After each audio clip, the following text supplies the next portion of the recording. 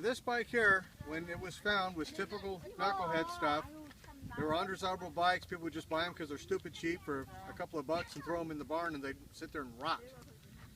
And then as people either died off or they became more valuable, then they were refound, and oh my God, that's so cool, people started collecting them. This particular bike, I just got it. The sign so far, I'm just starting to go over the machine and decipher the history of it. The sign so far is this.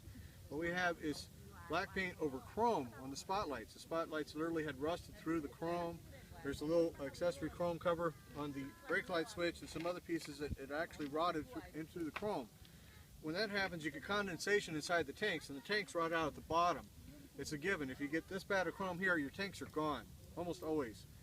And when this bike was found, from the history I've been able to deduce so far from talking with people who have owned it, it was found at a period of time when all these old guys were dying off, all these old dealerships were coming up and being resold, and all these old stock Knucklehead parts were all of a sudden showing up on the market that previously weren't around. It was actually very easy at the time to find new old stock, whatever you want, for anything you want.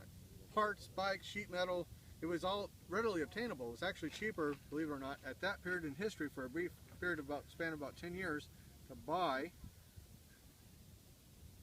And we'll go ahead and restart it. You can let it be.